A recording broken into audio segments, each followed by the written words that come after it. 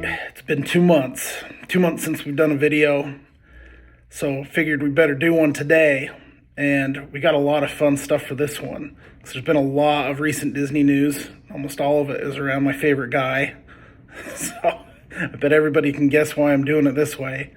So we've got a little bit of news about Genie Plus, Magical Express, the annual pass pricing, and then somebody making some offhand comments about Shang-Chi. So we're going to talk about that, but we're going to do a tier list because that seems to be the new hotness on YouTube. So get ready for the Disney CEO tier list. So we're going to start at the beginning and work our way to now. The very beginning, super easy S tier. It's Roy Disney. And, no Roy, there's no parks. People tend to romanticize the dreamers, which would be Walt. But grand visions don't come to life if there isn't someone there to execute the vision. Roy loved his brother and helped keep the train on the tracks. Easily as important to the legacy of the Disney company as Walt, and in some ways more so. So S tier it is for Roy. After Roy, we've got Don Tatum, C tier.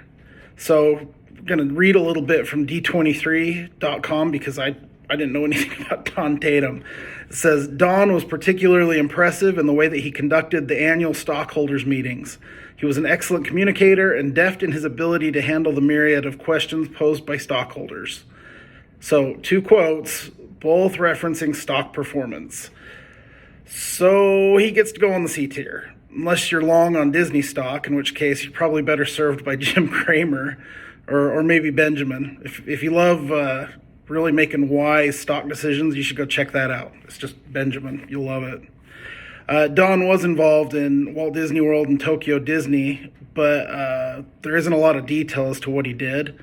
So if I had to guess, his contributions were probably not creative. They were probably financial. Next in our list, E-Card Walker, D tier. We're going to go back to D23 again because I had to look him up. On D23, he's referred to as the link between the small family-owned film company of the 1930s and the major global corporation we are today. His early roles involved advertising and sales, and he eventually was promoted to operations.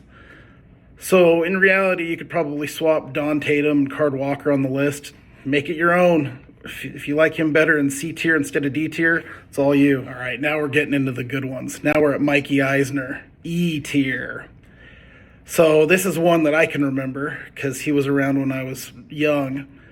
So Eisner's interesting because his career at Disney is kind of like a slow motion car crash.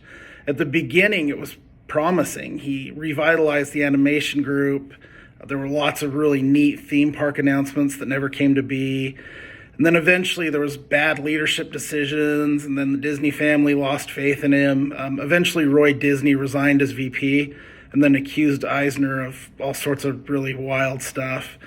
And then in 2004, the shareholders voted him off the island, halfway off the island. He wasn't reelected to the board or his chairman position, and then in 2005 he resigned a year earlier than his contract ended. It looks like, just from my little bit of reading, that when Frank Wells died, things started to go south for him, and he never really got over it. All right, now we're at Bob Iger. This is just our moment to say, Bob Iger, please come back. He did the Pixar deal with Steve Jobs, the Lucasfilm deal with George Lucas. He expanded the parks. And I think it's generally accepted that, creative energy is what makes a creative company like Disney work. And Iger understands and treats creatives with respect. Obviously, it's a business with shareholders that expect returns, but CEOs tend to subscribe to different ways to make those returns happen. One way is that a quality product will drive consumption and revenue growth. And then there's another way that some people subscribe to it, which we're going to talk about in a minute. It's kind of a backwards way of looking. Speaking of the backwards way of looking, now we're at the F tier, Mr. Chapek. This is the whole reason I wanted to make this list, was to complain about Mr. Chapek. So we're going to see if we can make a killer list of ways to ruin good faith with a fan base. We nickel and dime every single penny out of the services that were previously included as part of a vacation package. We'll do the same thing again, but we're going to do it in the parks. We're going to change the rules mid-release on a summer blockbuster without discussing those terms with the lead of said blockbuster. And then on the heels of that, we're going to refer to another upcoming release as an experiment without clarifying the meaning of the statement, which is loosely alluded to being a racial statement. And then it goes on and on. So it's easy to armchair CEO, and nobody really knows if these are issues that are being inherited by Chapek or if they're issues that he made. But we do know is that the communication surrounding them is not good at all. So if we assume that the capital expenditures, the CapEx spending, plus the downed revenue from last year and park overcrowding have made it so that cranking up revenue is necessary, nickel and diming park attendees just comes off as taking advantage of a bad set of circumstances. Disney fans have gotten used to annual attendance price increases. We expect it every single year. Could the same revenue increase been achieved through a higher than normal ticket increase without Magical Express getting the axe? I don't know, maybe. But would the optics have been better than removing Magical Express and charging per ride on FastPass? Yeah. I think people would have reacted better to it, and you wouldn't have everybody with their pitchforks out. Would raising daily ticket costs have had the same desired effect on reducing park attendance?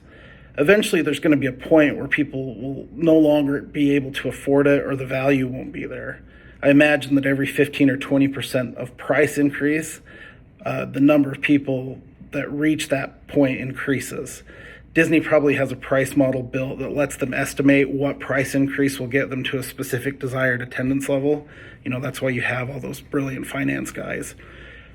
All that I'm suggesting is that saying, I'm really sorry, but we have to increase our prices this year, will go over better than laughing and saying, pay up, sucker, which is kind of what they did, just not exactly. So with all of that, Mr. Chapek gets to go into our F tier solidly. Managing a creative company from your spreadsheet is not going to result in success. Possibly short-term financially, but long-term, you're going to end up with a Shrek villain named after you, like another guy we know.